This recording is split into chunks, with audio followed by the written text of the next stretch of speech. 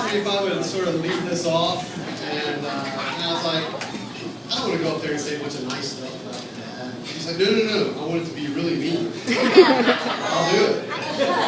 So we had this thing planned out that I would come up looking like Mark, and then I quickly realized how ridiculous it is to be Mark. So I apologize about the get up here. So, I thought it would start off by reading a quote by one of Mark's co-workers that could not be here tonight. She asked to remain anonymous. I don't know why, but she did. But she said, Mark, somebody is out there somewhere thinking of you and the impact you made in their career. It's not me. I think you're an idiot.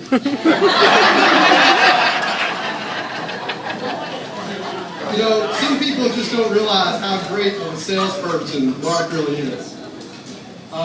When he asked my mother-in-law to marry him, he said, I'm market proven, I'm field tested, and offered her a limited warranty. Mark is so good. He is so, yeah, he's romantic. But he's so good, he sold a 95-year-old woman a 25-year warranty.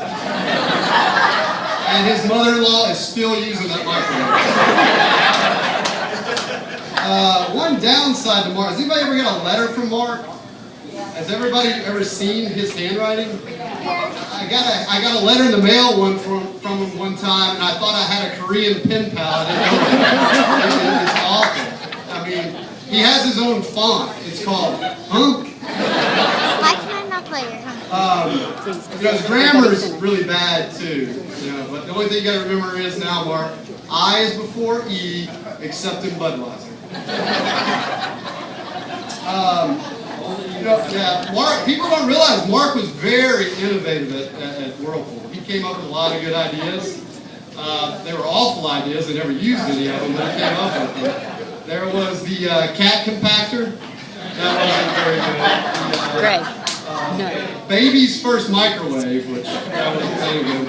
And then this one was the strangest one. He actually built a prototype himself and tested himself, but it was a 2-in-1 turkey baster home enema kit. At holidays, I just eat the ham.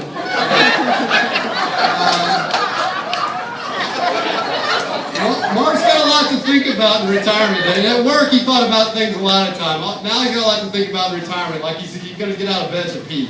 We don't know about that. So, when I first, met Mark, Kim and I were dating for a little bit, and she told me that, I had one of my grandparents living with me, and, she's, in her 80s, and he or she, I couldn't really remember. So when I met Mark for the first time, I turned to my wife and I said, your grandfather doesn't look that bad.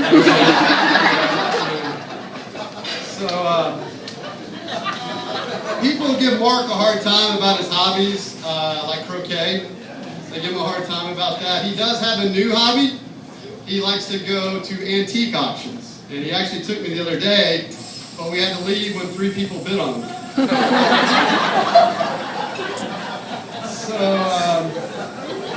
I'm sure some more folks are going to come up here and say some embarrassing things about you. But don't worry about what the people think of you, because they really don't think of you that often. They're really here just for the free booze. So, now on to that sappy stuff.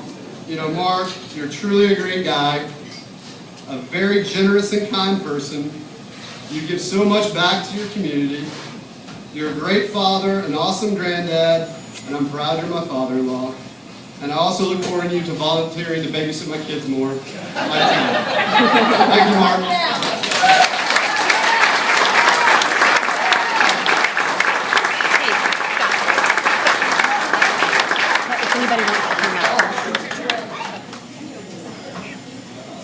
I think John Duke's going to come up here and say a few